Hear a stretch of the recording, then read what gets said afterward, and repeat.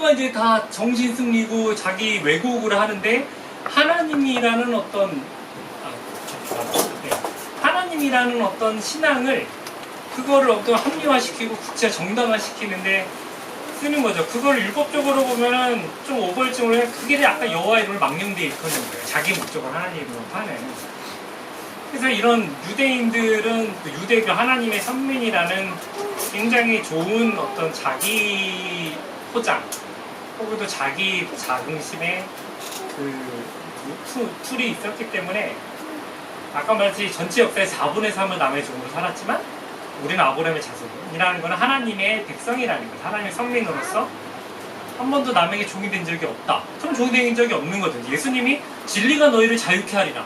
그러니까 진리가 종으로부터 너희를 해방하리라고 말씀하신 게 아니라 자유케 하리라는 그 말이 그냥 급발진을 하면서 우리가 종이라 뭐 이러고 덤비는 거예요. 왜냐하면은 그들의 마음에 사실은 한번 자기들은 종인, 제가 말한 4분의 3이 종이었고 지금도 종이라는 사실을 모르지 않거든요. 근데 그거를 억누르고 마음에 밑에다 눌러놓고 우리는 아브라함의 종이야.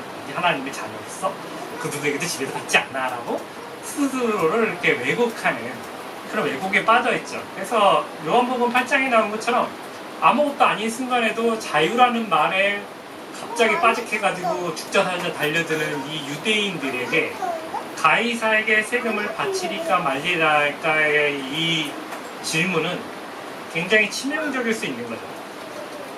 그러니까는 명확한 사실관계를 사실로 얘기하면 치명적으로 된다라는 거는 뭔가 잘못된 거예요. 제가 여러분에게 이 정권에게 세금을 바치는 게 맞습니까? 틀립니까? 라고 물으면 여러분 대답도 안 하고 지금 저런 질문을 해도 생각했죠.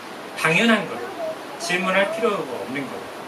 그런데 그거를 묻는 게 굉장히 위험한 질문이고 예수님을 궁지에 빠뜨린다는 거는 당시 유대인들, 유대사회 전체에 만연해 있던 집단적인 정신승리 또 그거를 라떼님 같이 이렇게 국어 국문학을 한 사람은 정신승리 그러면 정신용어가 아니고 왜곡 어떤 이제 국어적인 어떤 말로 하면 왜곡.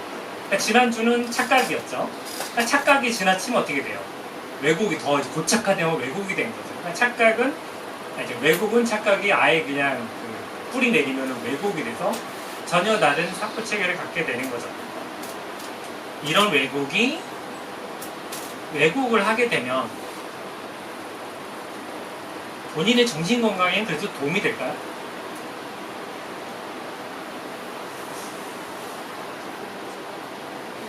한번 이렇게 생각해 보시죠. 일단 우리는, 나 스스로는 나의 현실과 상황을 건전하고 객관적으로 인식하고 있나요? 여러분, 저를 포함해서. 내가 어떤 부분에 정신승리하고 왜곡하는 이 현실은 무엇 때문이고 그거는 나한테 그럼 삶에 도움이 되나요? 그리고 아니면 하나님께 나아가는데 현실 왜곡은 도움이 되나요? 도움이 안 되는 것 같죠? 근데 내가 내 왜곡을 포기할 수 있나요? 잘 안 되죠? 자, 한번 왜곡의 사례를 살펴보시죠. 멀리 볼 거 없이 우리가 얼마 전에 국가적인 사태를 겪었죠.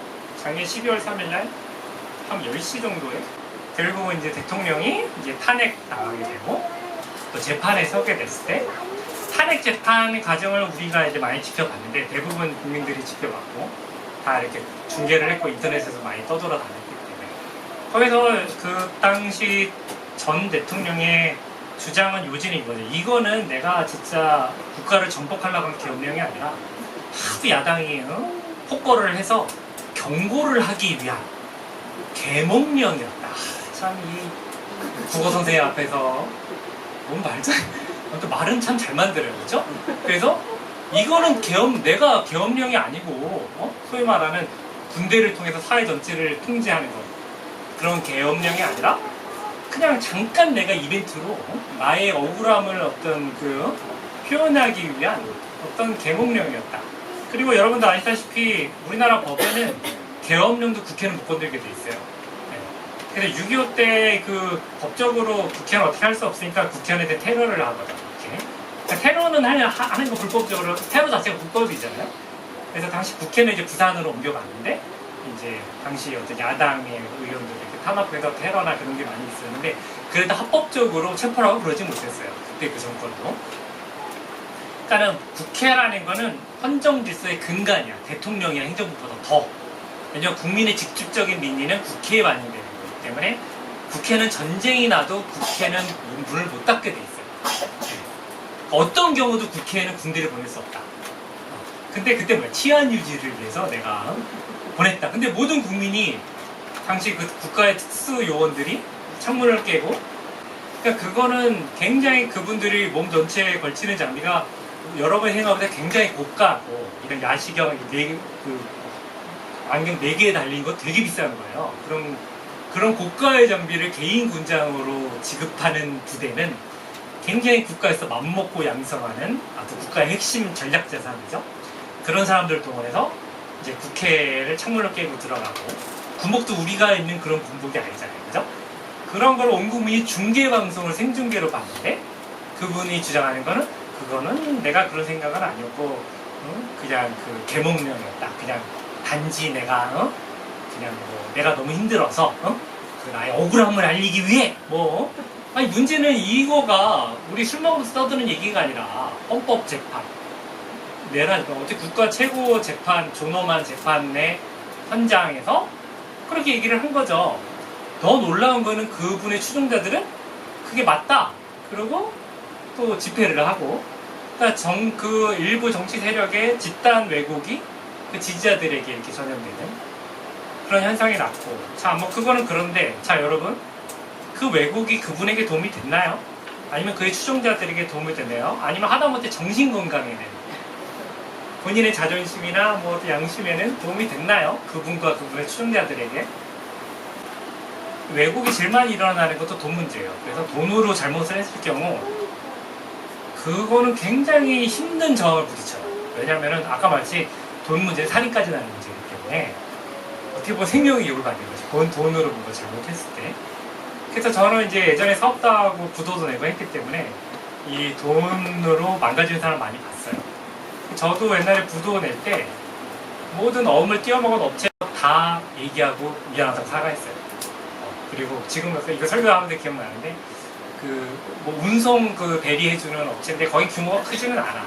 그러니까 회사 망할 때 그런 작은 규모는 아예 생각도 안 하거든. 어음도 안 썼고. 그런데 그때 돈이 크지 않아. 200만 원인가를 못 갖고 띄워먹었는데 내가 거기 사장한테 100만 원 내 돈을 줬어요. 그냥. 내 양심을 위해서. 근데 내가 보니까 돈을 띄워먹으면 그 라인이 뭐냐면 가족의 돈을 띄워먹는 게 제가 그때 마지막인데, 금융권 돈은 어차피 인간관계는 아니니까. 그런데 이제 그러면은 굉장한 비난과 어떤 비판에 직면하고, 그럴 때 나타난 대부분의 반응이 나도 어쩔 수 없었다. 사실이에요. 일부러 그런 거 아니에요. 나도 잘해보려고 했는데 상황이 이렇고, 예전에 뭐 저희 때 IMF라든가 좀 제조업, 환율 문제 이런 환경적인 얘기를 해서 난 어쩔 수 없었다 라고 얘기를 하는데 그건 사실이에요. 근데 어쩔 수 없어도 내가 엄청난 피해를 미쳤다는 거예요. 타인에게. 그 피해라는 건, 돈에 대한 피해는 사람의 생명까지 잃게 할 수 있는 피해거든요. 그래서 어쩔 수 없었지만 사과해야 돼요. 근데 그 사과하는 게 쉽지 않아요. 고만고만한 건 사과해도 돈 떼어먹고 사과하는 건 쉽지 않아요. 그래도 해야 돼요. 그 욕을 먹을 때 먹고. 그리고 대부분의 사람들이 제 옛날에 부도 낼 때 얘기하면은 뭔가 요구를 해. 오케이, 어쩔 수 없으면 대신 이거라도 날 챙겨주라고. 할 수 있는 건 다 해줬어요. 그래서 할 수 있는 거는 그냥, 근데 이거 받으면 네가 마음 풀면은 내가 이거 어떻게 한번 해보겠다. 할 수 있는 건 다 해줘. 안 되는 건 안 되고. 그게 왜냐면은 저는 왜 그러냐면은 저 자신의 양심을 지키기 위해서. 그게 한번 무너져 버리면 정상이 아니게 된다. 여러분, 제가 청국살 할 때 항상 하는 말이 있어요. 돈이 다냐라고 얘기하는 사람은 상종을 하지 마요. 근데 돈이 제일 가치인 사람이랑도 거리를 두는 게 없다. 그럼 돈보다 위에 가치는 뭐가 있을까요? 하나님이죠.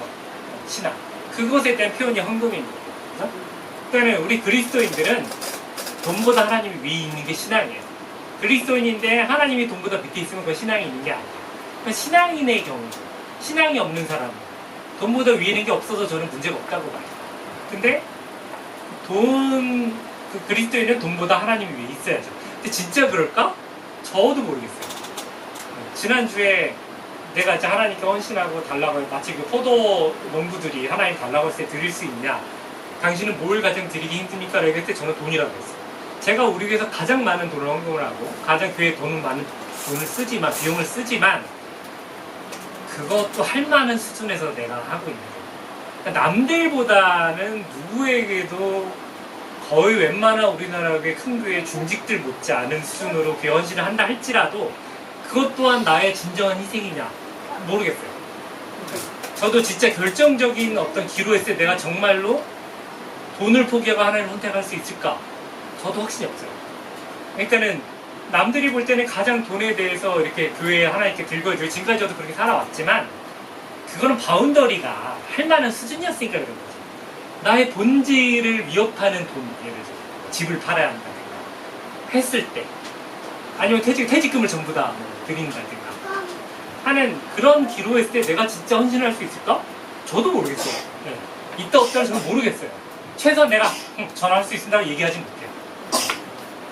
돈이라는 건 엄청난 거예요. 그 사람의 하나님 빼고는 돈이 주네요. 그러니까 중고등부터 이렇게 하면 여자들이 뭐라 하면 사랑은요? 그럼 내가 기가 야 돈으로 사기 제일 좋은 게 사랑이야. 무슨 비교할 거 비교를 해. 그럼 그 고등부 여자들도 그런 얘기도 해. 아직은 요새 애들은 낭만이 없어서 안 돼. 옛날 여자들은 좀 그랬어요. 자, 팩폭까지 가지도 않고 근처만 가도 폭발을 하더라고요. 그런 상황인 거예요. 지금 유대인들의 가이사에게 세금을 바치는 문제는. 대부분의 경우 그 잘못을 하는 그 현실 부정하는 사람들 자기 잘못을 부인하는 자기 존재감을 이렇게 높이기 위해서 하는 경우. 어쨌든 그 왜곡은 뒤에 사두개인 얘기는 제가 많이 설교하는 거 듣지 않았어요. 사두개인의 그 예수님께 부르시는 오해인데 뭐 지난주에 했던 착각, 왜곡, 오해 이런 것들은 뭐 한마디로 거짓이다, 거짓말이다, 거짓된 상황을 뭐 자신 혹은 타인에게 강요하는 사실에 기반하지 않은 그런 거짓이고 보통 사탄, 뭐 악의 세력을 표현할 때 가장 처음에 쓰는 표현이 저희는 처음부터 거짓말한 자요. 그러니까는 악은 사탄은 혹은 귀신 뭐 우리가 여러 가지 표현을 하는데 마귀는 그 본질적인 거짓말이에요. 뭔가 이유가 있어서 거짓말하는 게 아니라 처음부터 거짓말로 시작을 하는 존재. 그러니까 어떤 악마성의 정점에 있는 것은 뭐 미움 뭐 그런 것보다 더 정점에 있는 건 뭐냐? 거짓이다. 그럼 예수님은 진리시죠. 진리는 뭐예요? 영어로 truth. 진실이에요, 그냥. 예수님은 거짓이 없어. 하나님과 예수님은 거짓이 없고 오직 진실만을 얘기하고 진실로만 사람을 돼요. 모든 예수님과 하나님의 역사와 어떤 은혜는 완전한 진실이에요. 반대로 하나님은 완전하게 처음부터 진실과 진실만 있는 분이죠. 그러니까 진실이 진리죠. 영어로 뭐 truth 뭐 같은 거죠. 그러니까는 아까 말한 왜곡, 뭐 착각, 뭐 또 그 오해, 나는 타인에게 하는 가스라이팅 그런 걸 왜곡을 타인에게 전가하는 거고. 아까 제가 처음에 한 질문대로 우리가 나 자신의 왜곡, 타인의 왜곡을 맞닥뜨렸을 때 어떻게 해야 될까요? 그러니까는 그때는 그럴만했다. 근데 이게 하나씩 괜찮은 건 아니다. 자, 왜곡을 맞닥뜨렸을 때 우리는 어떻게 할까요? 아까 질문대로 왜곡을 하면 정신건강이 그나마 좋나? 그거가 뭐 때문이에요? 감당이 될까요? 그럼 왜곡하는 게 맞나요? 뭐가 맞을까요? 그 왜곡이라도 해서 그러니까는 왜곡하는 메커니즘은 이해는 가죠. 내가 여러분 누구에게 별로 교회 객관적이지 않는 사람들한테 너 우리 교회 쓸데없어. 사실이야. 내가 좀 사실이라고 치자. 감당이 되냐라는 거. 그러니까 왜곡을 하게 돼 있어요. 근데 왜곡은 뭐라고요? 본질적으로 사탄이에요. 왜곡은 귀신의 세계에 들어가요. 귀신. 팩트는 감당하기 힘들죠. 그게 우리 딜레마죠. 그럼 예수님의 대처를 살펴보겠습니다. 예수님 뭐라고 대답하시나요? 자세하게 처음에 빌드업에 데나리온을 가져와. 자, 제가 아까 설명도 얘기했지만 우리나라에서 달러라는 거는 흔한 돈이죠. 우리가 해외 직구 같은 거 할 때는 달러로 표시된 금액을 직접 이렇게 결제를 하고 하죠. 어차피 다 일렉트릭 머니니까. 그렇지만 이 중에 여러분 달러 가진 분 계세요? 없죠. 왜냐면 우리나라가 그렇든 독립된 경제권을 유지하고 있기 때문이죠. 우리나라의 경제권이 미국에 많은 영향을 받는다 할지라도 미국에게 속한 건 아니죠. 우리가 미국 대통령에게 세금을 내는 건 아니죠. 그러면은 아까 우리나라 그 일제 시대에는 우리나라에서 일본 엔화를 가져와라 그러면 흔하게 가져올 수 있었겠죠. 뭐 여기 혹시 뭐 지폐 하나 그냥 엔화도 아니지 지폐 하나 보여주세요 나왔겠죠. 여기서 예수님이 데나리온이라는 돈은 작은 돈은 아니에요. 한 사람 하루 입다니까 오늘로 말하면 10만 원 정도 된다고 봐야겠죠. 그게 동전 하나인데 은하 이렇게 있는데 그럼 데나리온을 가져러 갔을 때 거의 무리가 없어요. 바로 사람들이 가지고 와요. 그러니까 당시에 가장 보편적으로 많은 사람들, 특히 성전에는 이렇게 좀 매매를 많이 하니까 돈을 사람들이 좀 챙겨가지고 많이 왔으니까는 돈들이 많았겠죠? 그러니까 데나리온을 보여라. 데나리온에는 뭐가 새겨져 있냐? 가이사의 얼굴이 새겨져 있고 거기 가이사를 뭐 칭송하거나 뭐 가이사를 축복하는 문구가 새겨져 있었겠죠. 그 말은 뭐냐? 유대는 로마 경제권, 로마의 세력권에 위속돼 있다는 거죠. 그래서 이게 누구 거냐? 사람들이 가이사의 것입니다. 이 퍼포먼스는 너희는 로마의 경제적인 영향력에 아래에 있는 사람들이라는 걸 한번 환기시켜줬죠. 그래서 그러기 때문에 가이사의 것은 가이사에게 바치라 라고 얘기를 했고 이거는 여기 예수님을 온몸에 빠뜨리기 위한 바리새인들과 헤롯 땅이 가장 원했던 대답이에요. 이렇게 말하면 그 다음 두 번째, 세 번째 날릴 타격은 준비되어 있었어요. 거봐라, 이 사람 역시 로마의 식민 지배를 인정하고 로마 황제에게 세금 바치는 것을 당연하고 정당하게 여긴다. 그러니까는 이 사람들이 세리의 친구고 제자 중에 세리가 있고 이 사람이야말로 세리의 대장이다. 뭐 그렇게 그냥 시나리오가 쫙 또 이렇게 말하면 훨씬 더 정교한 그 논리가 쫙 구성되어 있었죠. 그리고 마치 그 진짜 일부러 그물에 올무에 들어가는 사람처럼 그냥 딱 원했던 그 대답을 한 거죠. 저 같으면 대답을 피했을 것 같은데 들어갔죠. 그런데 문제가 되잖아요. 왜인가요? 그 다음에 예수님이 뭐라고 하지만 하나님의 것은 하나님에게 맞춰라 라고 말을 하니까 사람들이 아무도 분노하지 않고 돌을 던지지 않고 놀랍게 여겨. 심지어 예수님을 올무에 빠뜨려라 했던 바리새인들과 헤롯 땅도 놀래 그냥 와, 이 사람 뭐야? 이런 거예요. 그러니까는 이 어쨌든 빌드업 동전으로 시작해서 가이사의 것은 가이사의 하나님의 것은 하나님에게 바치라는 그 문구의 어떤 완성도도 대단했지만 역시 유대인들이 여기서 이거를 자연스럽게 현실을 인정하고 받아들일 수 있는 이유는 뭐예요?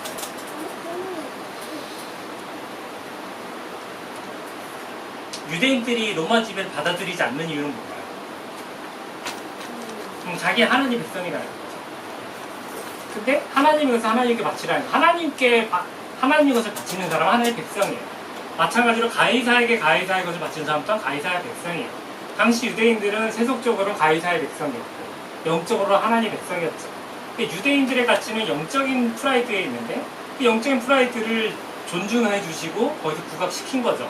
그래 우리 하나님 자녀니까는 가이사에게 바칠 수 있지 라는 어떤 인정이 일어나는 거죠.